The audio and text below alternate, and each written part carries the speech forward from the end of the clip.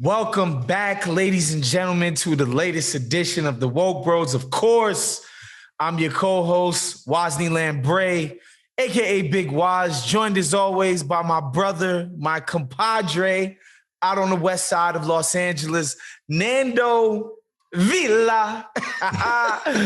So, man, I'm very, very, very, very excited about today's guest. We told you we was gonna have somebody special up here when we took off last week. My man Matt Karp is up here. He's a contributing editor at Jacobin magazine, as well as an associate professor at Princeton University, y'all. Those of you not watching on YouTube, I had to put the pinky up. He specializes in 19th century U.S. history and politics. My man Matt Karp, welcome to the show. Welcome to Woke Bros, Matt Karp. Oh man, I'm feeling wide awake right now. I gotta tell you. Yeah, have you ever gotten a better intro? Yeah, have you ever gotten a better one? Never, not once. I'm glad that I wasn't named associate professor of Jacobin. That's one thing. Yeah. That's taking y'all behind the curtain. Anyway, on today's show, Joe Biden has passed a $2 trillion stimulus somehow, even above Joe Manchin's objections.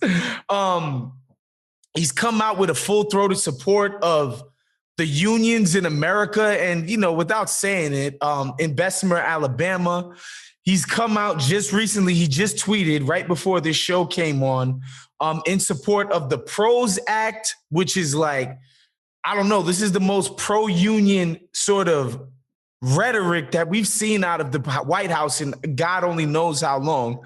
We're going to get into that. But first, man, before anything, we have to talk to Matt Karp, because he wrote this incredible sprawling piece for Jacobin magazine. And he talks about how we're about to be in the new Gilded Age.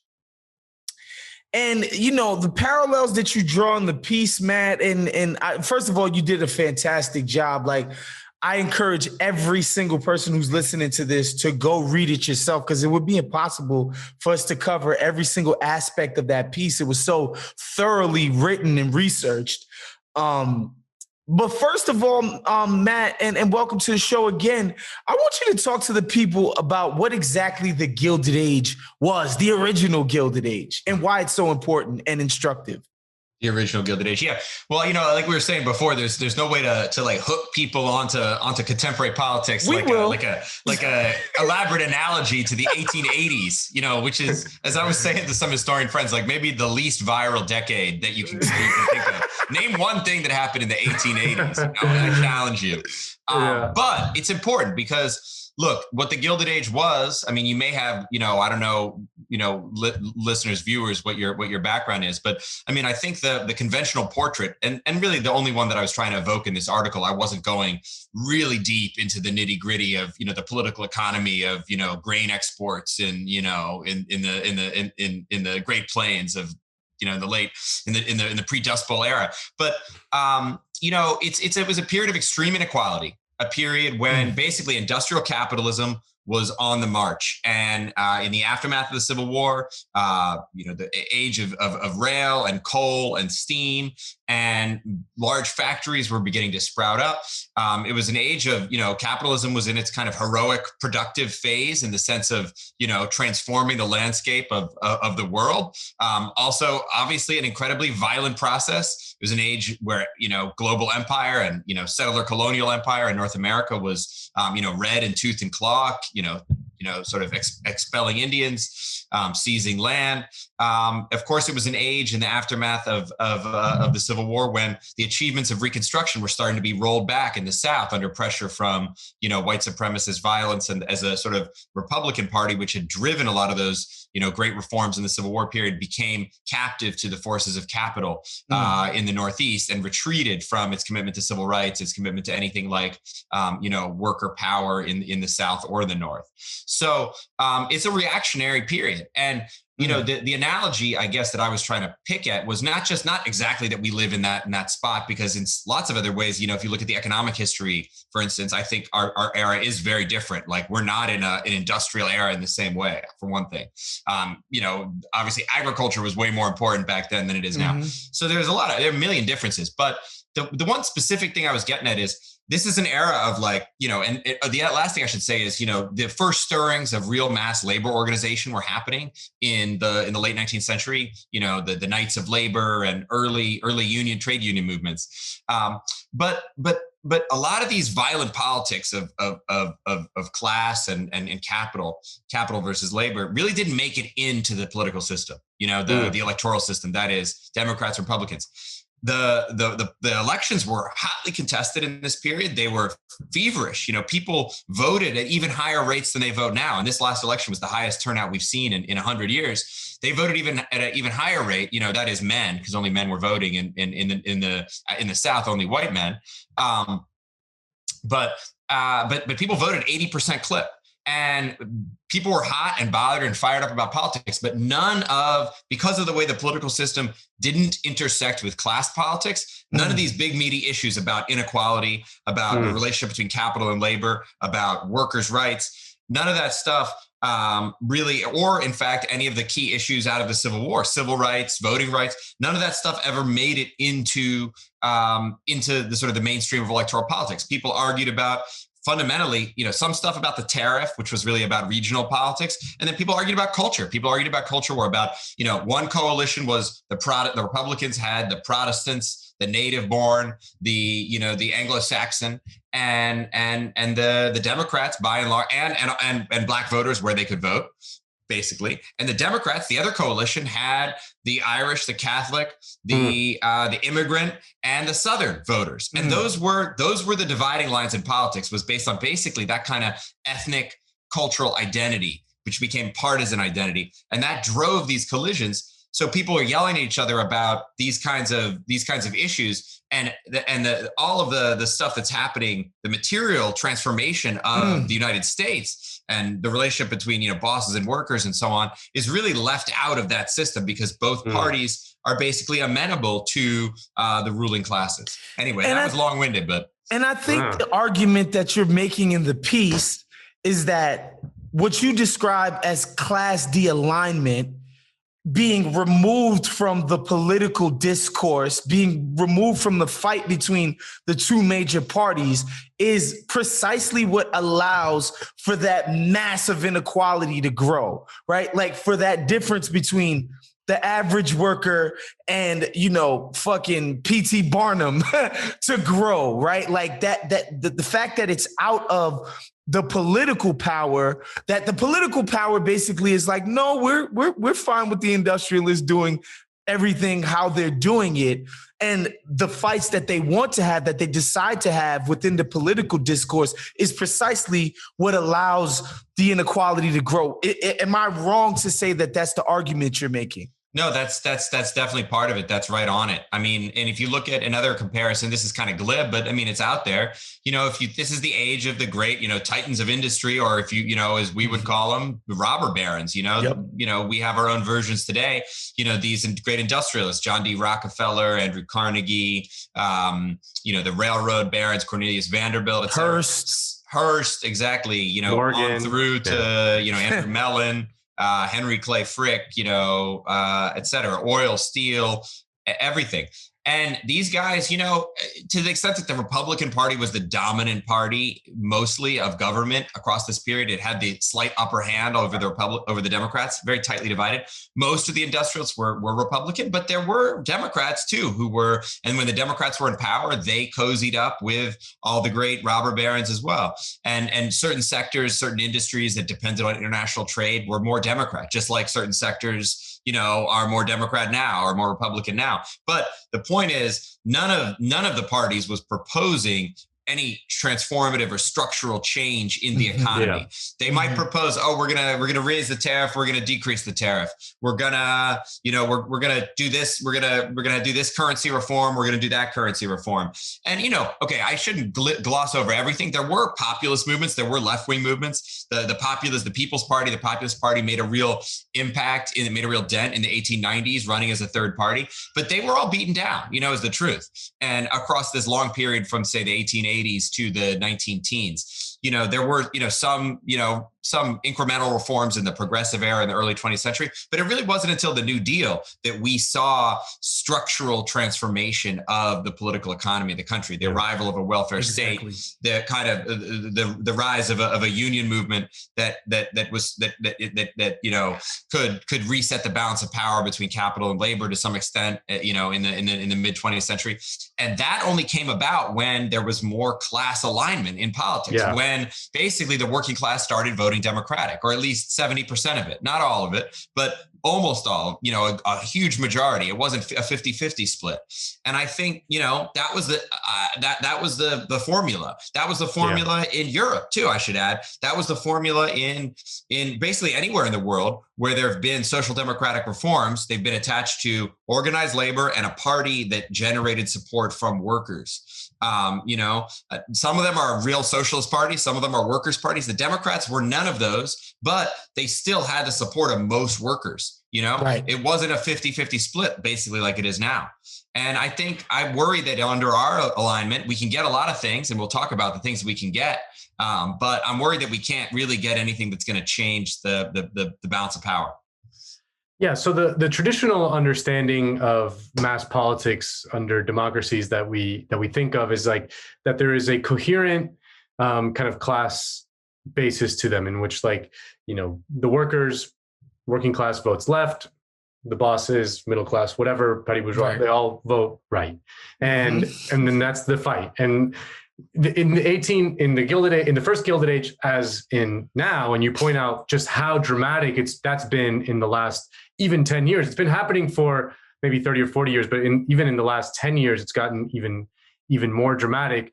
That has changed, and a bunch of kind of richer people and even some very, very wealthy people, I'm sure Elon Musk and Jeff Bezos vote Democrat, have entered into the Democratic Party, whereas more and more working class people are going into the Republican Party. And the political fights that we have are not always about, or not primarily about, who gets what in the society. It's about whether we can call Joe Biden Dr. Joe Biden or not. Is that like kind of the safe, like that? They use those issues in order to divide the working class.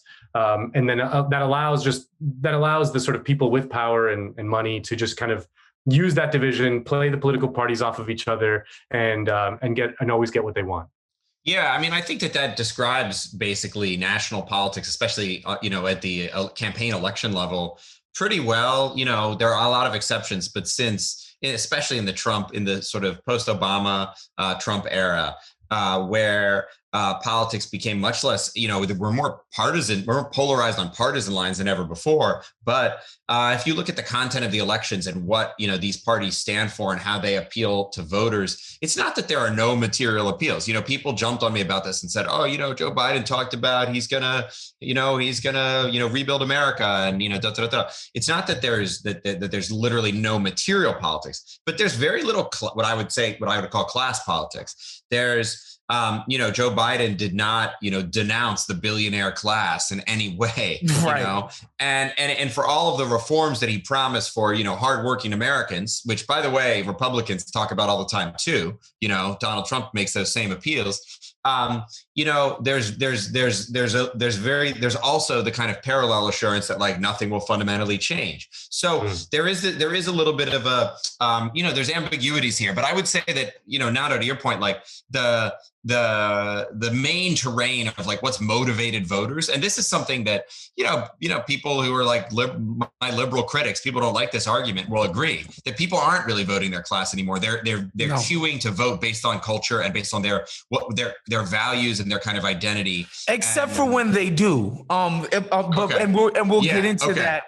When you talked about, you made a beautiful point about Biden picking up votes in the Chicago suburbs while also them completely and utterly being opposed to any progressive taxes. But I do want to, because I feel like this will be important to our listeners, because I feel like the word class, when we use it, becomes kind of amorphous, because the way me and Nando generally use class here is you're either some white collar foofy person who went to a nice little school or a school at all. Like Princeton. Maybe you're even an associate professor. Exactly, which makes you an elite. Or you're like, this is what I'm trying to say. What is the difference between an associate professor at Princeton, and I don't pretend to know how much y'all make over there, and a guy who works in sanitation who makes like $130,000 a year? Are they part of the same class? Because that's when I think things begin to get a little muffled and it's hard to sort of define the classes that way. You feel me?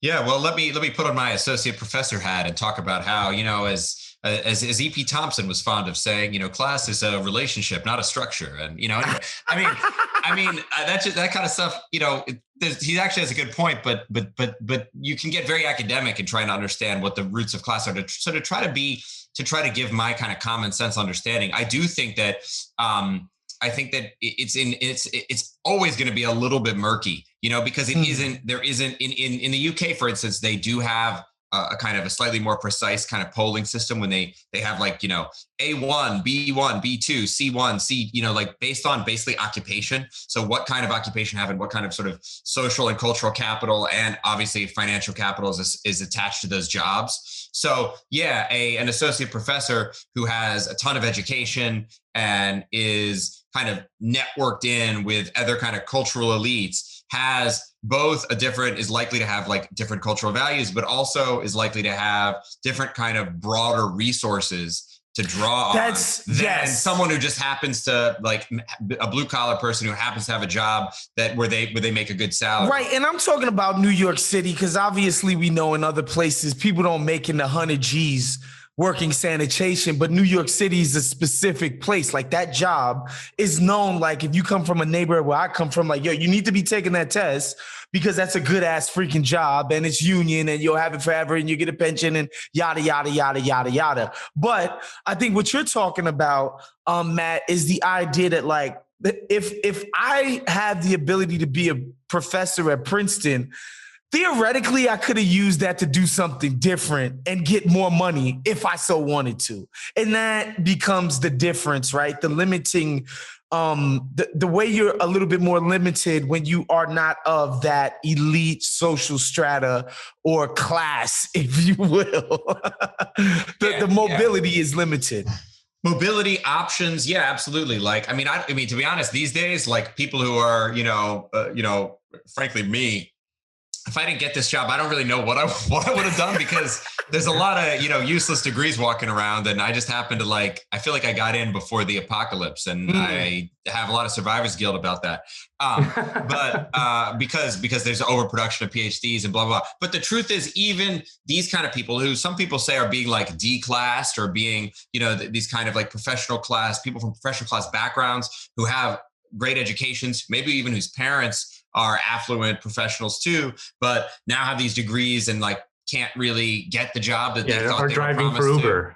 They're driving for Uber. So some of them are actually, and this is where it gets complicated on the margins. And I don't want to pretend that every single person who has a college degree is not a worker or something like that. Like I'm not super militant about that. It sort of definitely depends. Also, there's a big difference between professors and teachers. Like there's a difference between doctors and nurses. Yes, so sir. There are many, many layers to this. And then also same thing with, small business people versus, your example of a high salaried union worker who makes a good wage. There's also the complicated factor of like, okay, what about a small businessman who might only make 70 grand, but like has to like run his business. He has a different worldview than the union worker. Right. So all these things are complicated. It can't simply be reduced to either income or just education. How dare you tell me not to be a class reductionist? What the fuck? Well, you can still reduce. You can still reduce. You can definitely still reduce, but you got to reduce at like multiple layers. You got to reduce on income. education and occupation, some mix of those things all fit in. And I don't have a formula. There are people, smarter people than me, like Eric Owen Wright and some other sociologists have tried to come up with these like matrices and charts and stuff where you can sort of try to say, okay, this person fits into this group. I don't know, to be honest, for the sake of this conversation, I don't know how important that is, but I mean, it is frustrating how it's murky, but yet at the same time, I do feel a little like, what Bob Dole said about porn, you know it when you see it. Exactly. And I do want to get back to, because I think the nitty gritty of your article as it pertains to the Dems vis-a-vis what kind of social and, material changes we can make for the people of this country via the Democratic Party as the instrument to doing so, and the things that are going to hamper those efforts.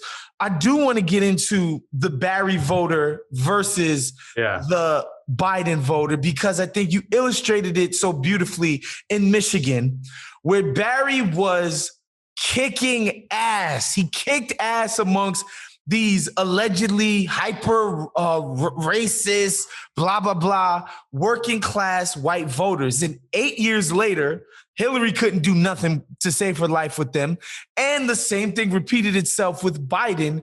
And what your piece, or what you think that those results are basically saying about where we stand today as it pertains to the de-alignment of class politics in America. Yeah, it was really eye-opening going back to those 2008 returns. I mean, to be honest, I hadn't really planned to do that, but I was just, there are different arguments about like, okay, this de-alignment has been happening since the 1970s because, with the rise of neoliberalism and, since the unions started declining and, deregulation and finance started rising all the way back. And that's true. It's definitely a 50-year process where the New Deal order started to kind of disintegrate. People couldn't get the jobs they used to get to, wages flatlined, jobs went overseas. Robots came in, and then the Democrats moved to the center, with Jimmy Carter, Bill Clinton, et cetera. So that's been happening, and workers have been moving away ever since. But, in contrast to people saying, okay, this is a grand force of history, it can never be changed. You look at the Obama campaign, which is not that long ago, 2008. I mean, I was around. The Phillies won the World Series that year. I was in the streets both nights. I was sick. I was sick. Man. Both. Yeah. I was sick when that happened. I'm a miserable Mets fan, man. Okay, yeah. I was in Philly at the time. I'm not a Phillies fan, but I was in Philly at the time, and it was like back-to-back nights. I think it was almost like 2 weeks later or a week later, and it was like the same party in the streets. Anyway. If you look at Obama, I mean, this process is long-term, but it's also short-term. And I wanted to check that by looking at Obama. He was a working class president, it's like he's such a dismaintment in office in a lot of ways. Yeah.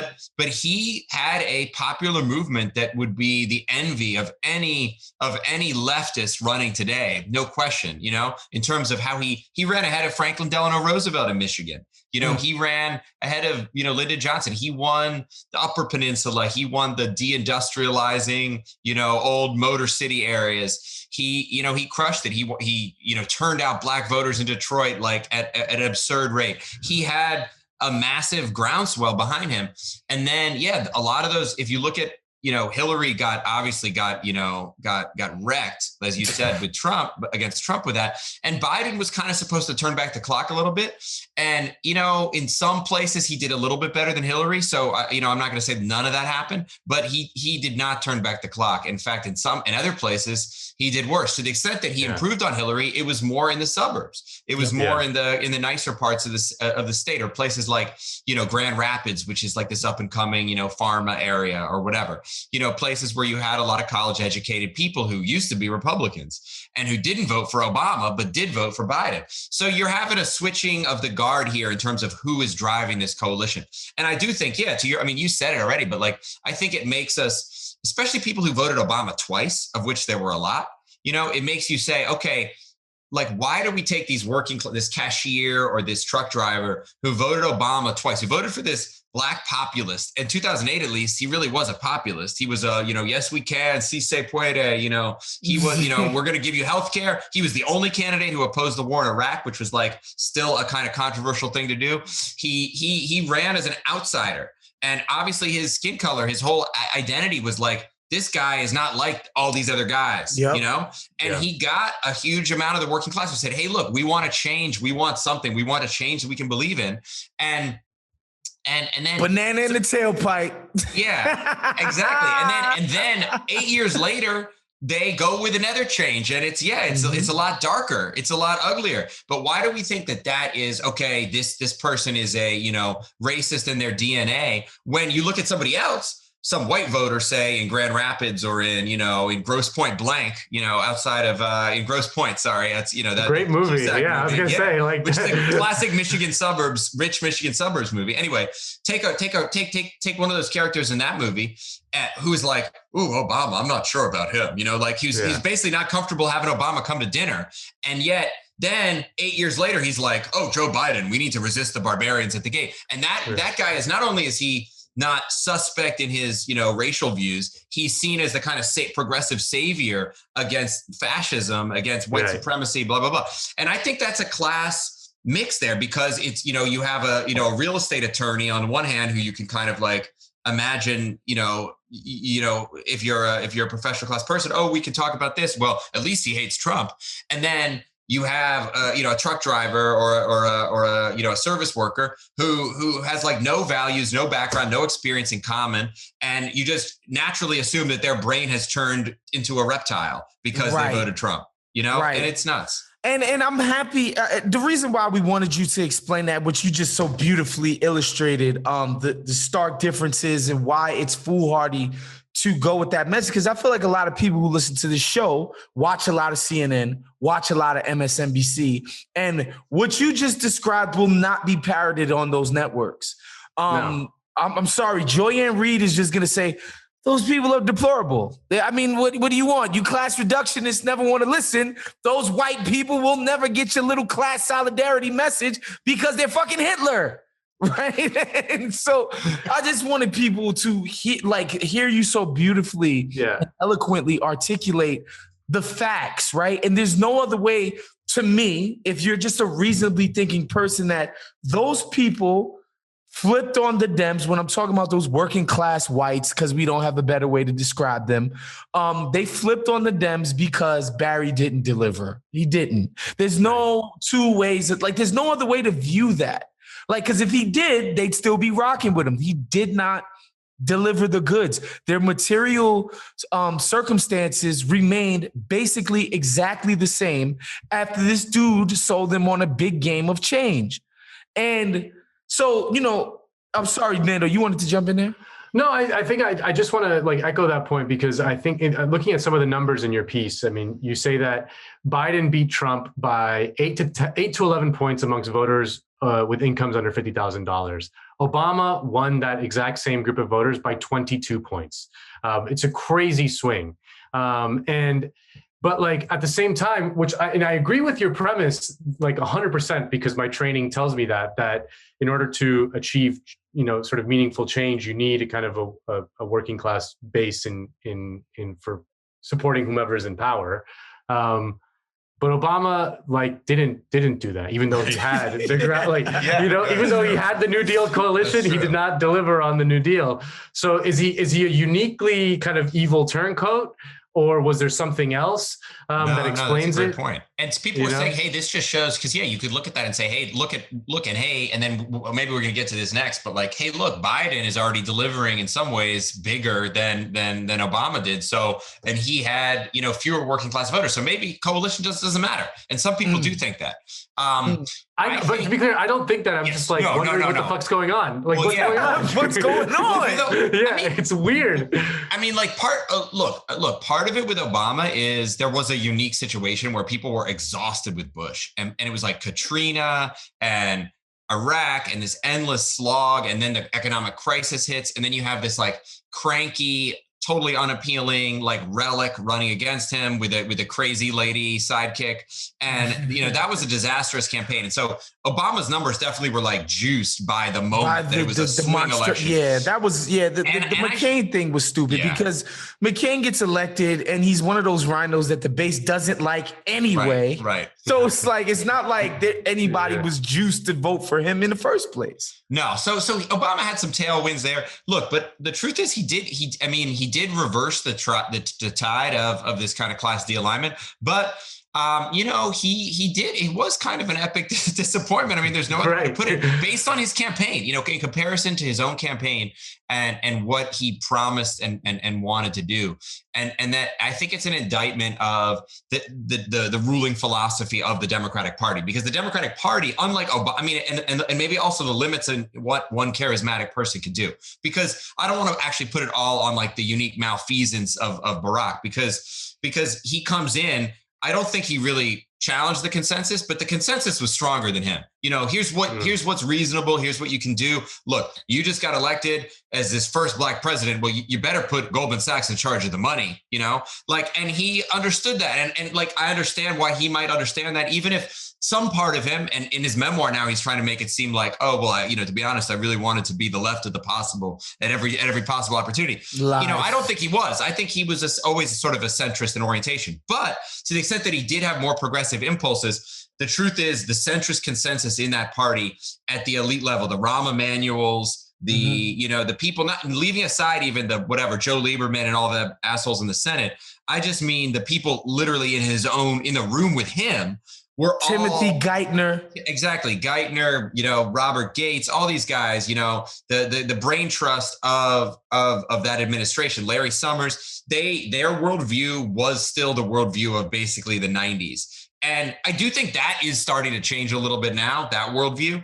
But Obama himself, that coalition could not overturn that ideological rigidity, I think, of the Democratic Party and all of its, from the top all the way down. And nor did Obama try, Right.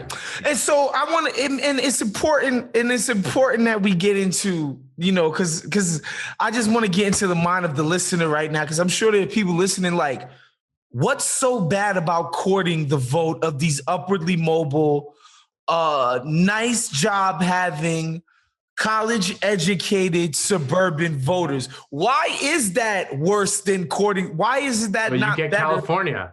Well, why exactly? The politics of California. Why is that not more preferable to courting the vote of Joe Sixpack or, God forbid, Joe the Plumber? If you guys remember that clown That's show. A throwback, yeah. That was one working class hero who did not jump aboard the Obama train. Yeah, that's true. That's true. He was the ultimate reactionary. He was more of a petty bourgeois anyway. Yeah, big time. I mean, look, that's a fair response too, because it's like politics about winning. It's a two-party system. There's not going to be a pure people. Again, you can kind of, caricature the argument and be like, oh, you want a pure working class party. Like that's never going to happen. You need a cross class. I would love it to happen. Yeah, I know.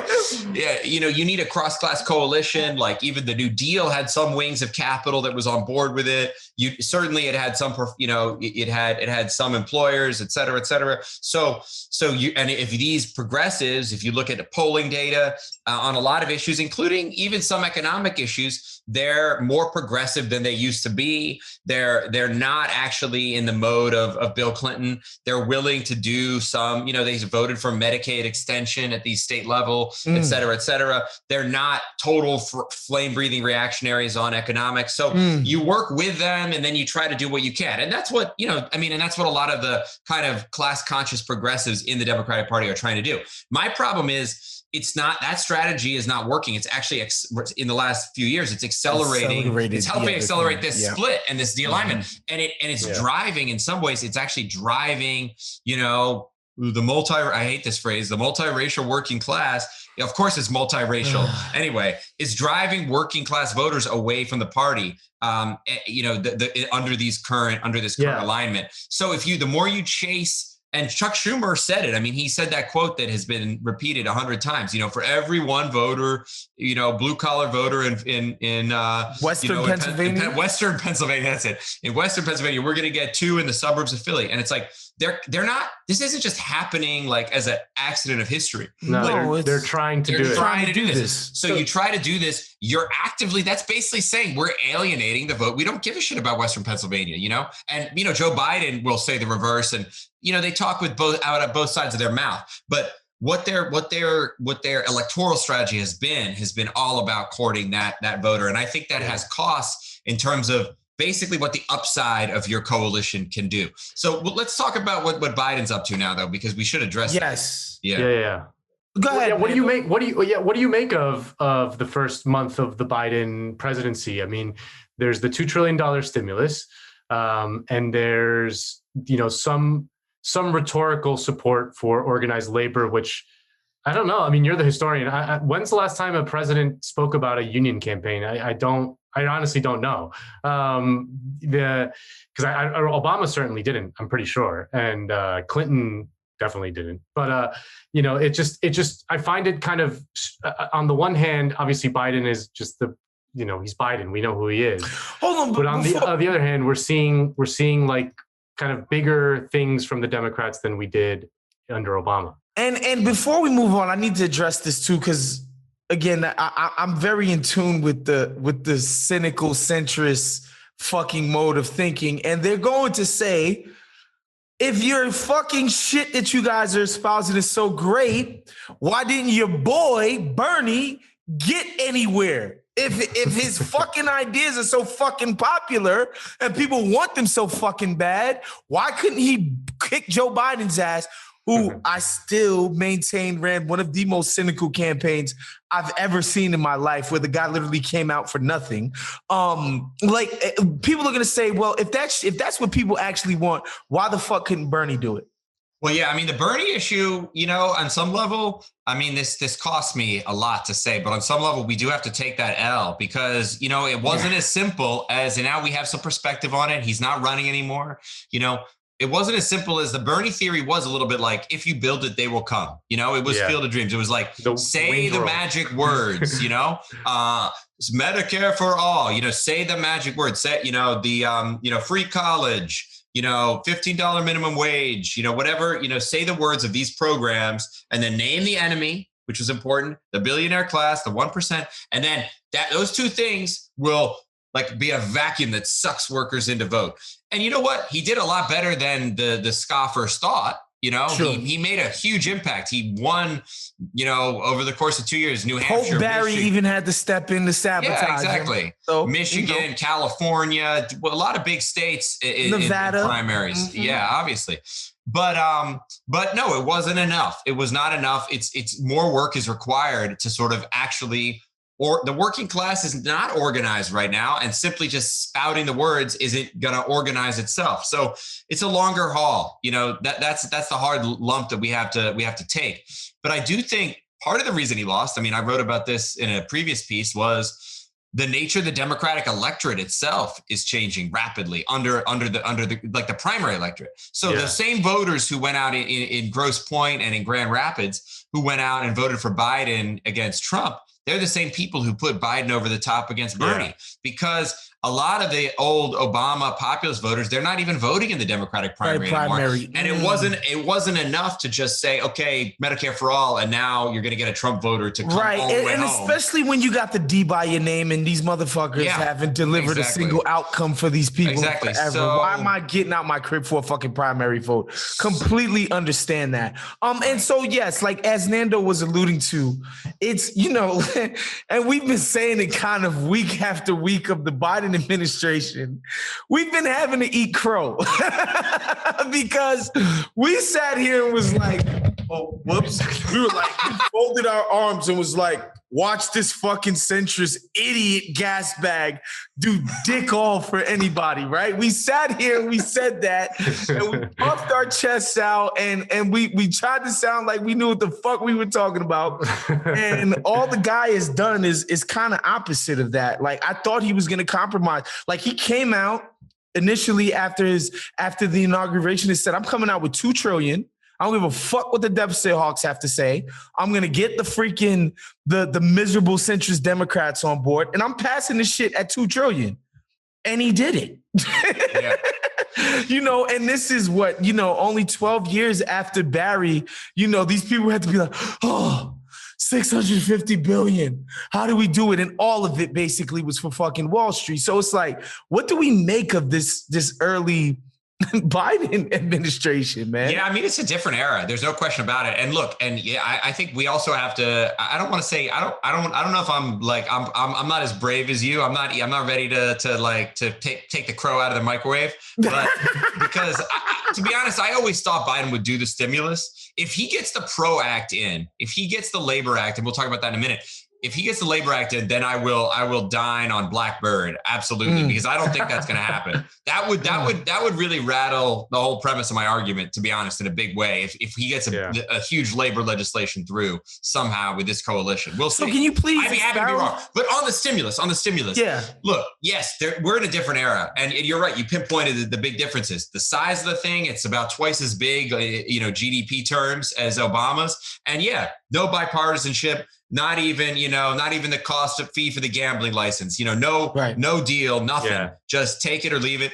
And that's a different Democratic Party to some extent. But here's two things that are different, that are really not about the Democratic Party. One, it's just a different political environment in the coronavirus.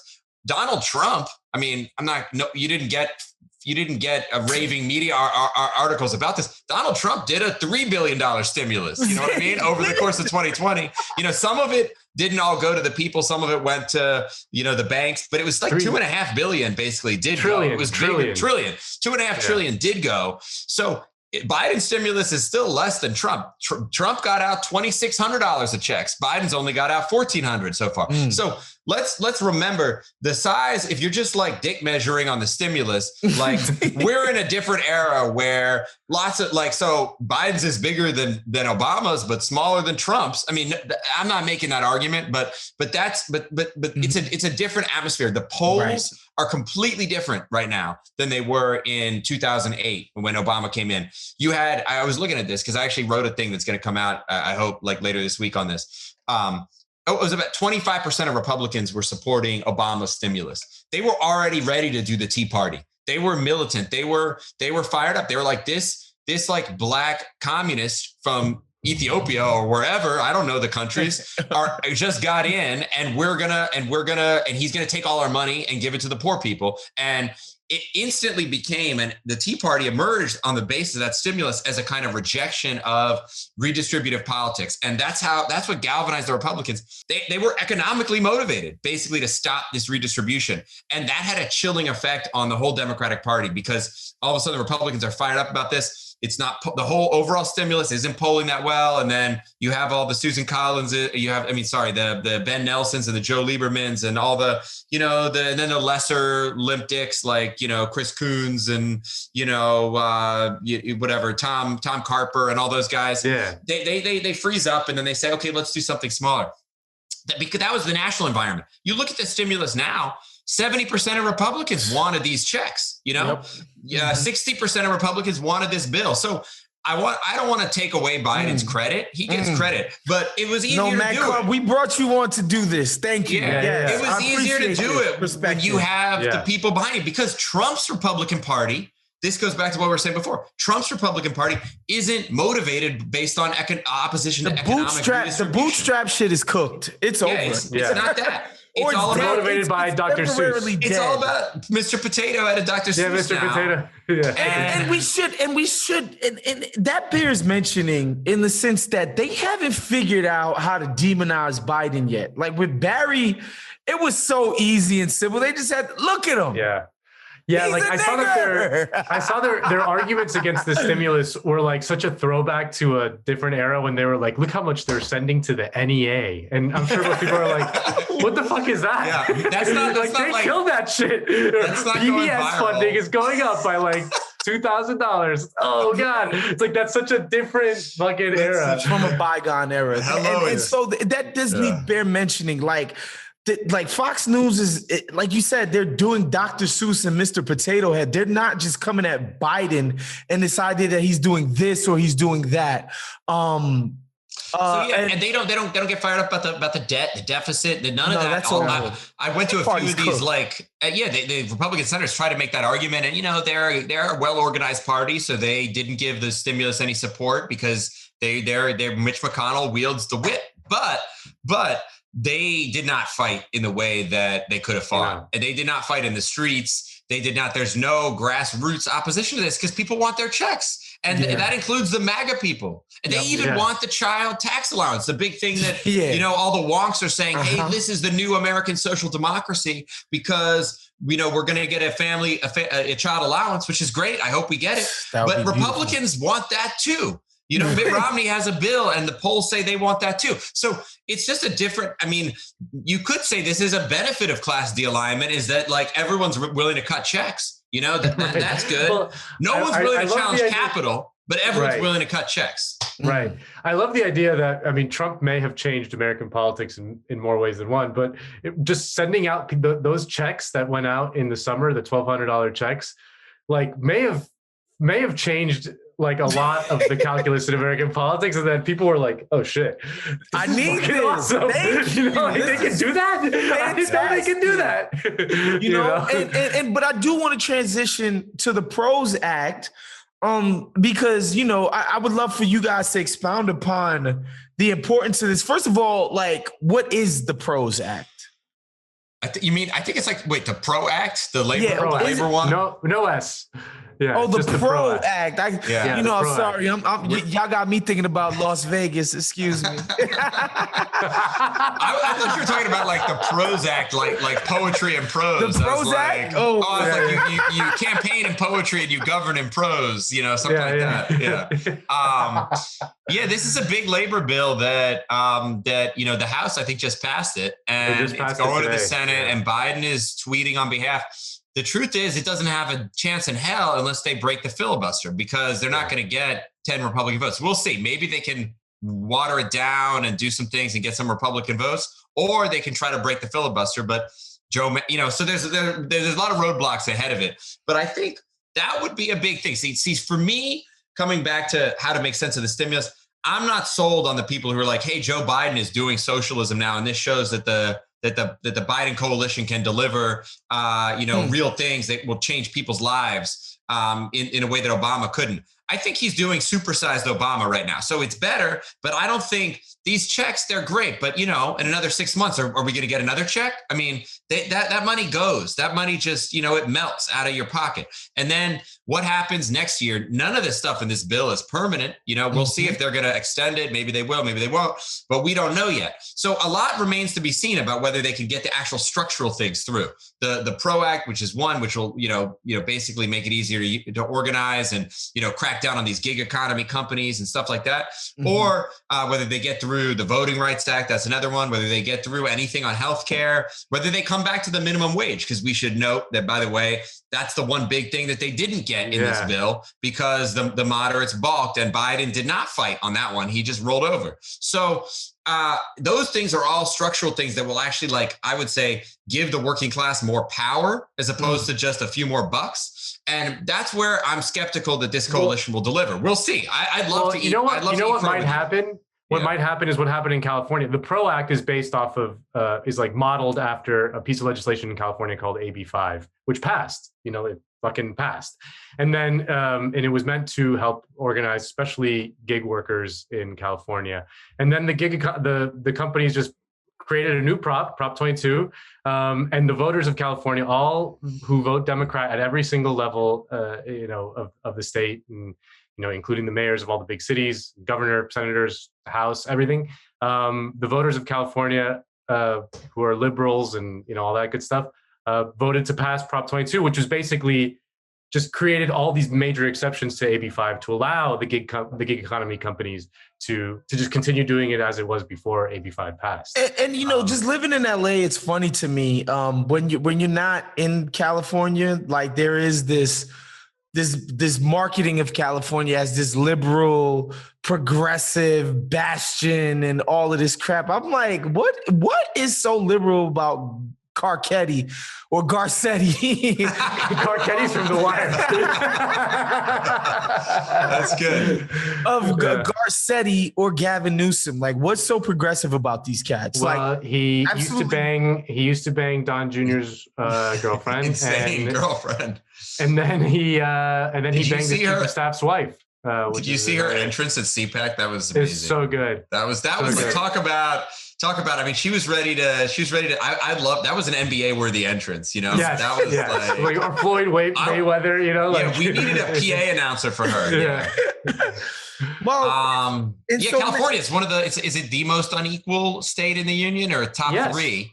Is it the most homelessness in the union? I mean, all this stuff. Yeah. Yeah. I mean, it's the nightmare of vote blue no matter who, right? It's the sort of nightmare version of your piece of the politics of class de-alignment, and the problem with, like, you know, the Democratic Party in California is captured by real estate interests, by Disney, and by, you know, the Hollywood studios, and the defense industry that exists in Southern California. I mean, they're just absolutely, totally captured. They all bastions say the right of the words. Working man. What are you talking about? They all say Black Lives Matter, and they all say, like, you know, no human being's illegal. But, like, you know, in the grand scheme of things, like you said, very unequal, tons of homelessness. And it's same in Silicon Valley too. Yeah. So, Matt, before we get you out of here, man, I do want to ask you, because, and I think you kind of got into it just now, the things that you were looking towards. Like, you said that, you know, the stimulus is, while great, we love it. We're happy people are getting some money, some relief. Like you said, that thing with every single kid, like if you drop a seed this year, you'll be able to get that money, which is huge. Yeah, it's still time. Everyone get the fucking still time. I just wonder, because, you know, like the thing in Bessemer, Alabama, what we did on this show specifically, as soon as it came up, we talked about, of course, Bernie came out and supported them. Of course, no other freaking prominent Democrat said a word or lifted a finger in support of them. And we mentioned that the president-elect had done, you know, dick all for them. And then he comes out and he does a presidential address. And although he doesn't say, yo, fuck Amazon and Bezos and y'all need to unionize and kill these motherfuckers, he didn't do that. But he gave a full-throated endorsement of unionizing, period. Like, it's the workers' right to do this. Nobody should try to intimidate them, et cetera, et cetera. So he came out and did that. And I remember that was something me and Nando was saying to look out for. What things are you looking out for as it pertains to the Biden administration going forward and, you know, vis-a-vis our flaming lefty interests? I mean, it's a good point. And I also just want to make what you say brings me back to Nando's question about when's the last time a Democratic president did anything like that? Because it's true. It's like Joe Biden, like the stimulus. You got a lot of things with the stimulus where it's like, this is the biggest anti-poverty bill in a generation. Bernie said this is the best bill for working families in the modern history of this country. You know, Bernie said that. You know, I think, to be honest, that goes a little far for me. But the point is, what that says is, what the hell was happening in the last generation? What's been happening in the modern history of this country? It's been garbage for like 50 years. Yep. So I agree. I think probably, from my reckoning, I don't know the detailed history of what Jimmy Carter said, but I would bet that it's the most pro-union thing anyone has said since the age of Kennedy, Johnson, Hubert Humphrey. Wow. I mean, those guys, even in the 60s, you know, Hubert Humphrey went up and talked about how, you know, scabs will never, you know, a scab will never support a Democrat. Let's bring that back. Let's bring Joe Biden back. Like, listen, Jack, you know, like, yeah, exactly. Back in the Delaware pool, if you were a scab, he boy, you know, they would sick those they would sick a Malaysian man on you in like 2 seconds flat. Get that straight razor, you let it sit out in the rainwater for a little while. And then, but I mean, like, so that was that they did do a lot of tough talk in the 60s. That was par for the course, because the Democratic Party was the party of labor in the way that it hasn't been in the last half century. But yeah, maybe, I mean, I think it is interesting. And I think polls, I mean, I haven't seen specific polls on this. I do think there's a section of like the PMC, the professional class, the associate professoriate of the world, like me, who are actually more pro-union than professionals and college educated people were 20 years ago. So I think there is a shift that bodes well. We'll see though, because the question is, where does it rank in people's priorities amid everything else? And you only have so much political capital, and can you lean on Joe Manchin to do something to get this act over the top, or are you going to put that capital elsewhere, or are you going to not spend it at all because you're concerned about losing face on some other front? We'll see, because it's not easy for them, even if they wanted to do it 100%. It's not easy for them. We'll see. But Biden has done more for the PRO Act than Obama did for the big labor bill of 2009, the Employee Free Choice Act. So we'll see. Like I said, I would love to come on in 6 months and eat crow with you. I don't foresee this act passing, by the way. I just don't see it. We'll see. Yeah. All right, Matt Karp, man. Thank you so much for coming on, man. Please tell the people where they can find you, pimp your work. Please, brother. This was fantastic. All right. Thanks a lot, man. I wish the only thing I missed is we didn't get any 90s NBA analogies. I got to work on those next time. I got to come up with who like Karl Malone and Charles Barkley of American politics are. I had that the proudest thing I ever did, because I know you guys do NBA, is that the power forward political compass, where you had, authoritarian, libertarian. Oh, yeah. And I had just all NBA power forwards where you had, because they all fit perfectly. Anyway, okay. I'm working on that masterpiece. We'll come back and discuss it. Okay, please. Yeah, because I need to know this. I need to know this. I would say, guys, for those listening at home, Karp writes, how many pieces of Jacobin do you write a year? Like 4 or 5, maybe? I hope. I'm trying to bring that number down and do actual work. Fewer pieces? Yeah. So he writes 4 or 5 pieces a year, but each one is like an event. It's like everyone has to stop what they're doing and read it. It's not like one of these daily takes. It's like, once every 2 or 3 months, there's a new Karp piece. I gotta write my power forward piece. Okay. That one's going to be the next one. So look out for that. All right. Thanks for having me, guys. All right, Matt. Be good. Thanks. Take it easy.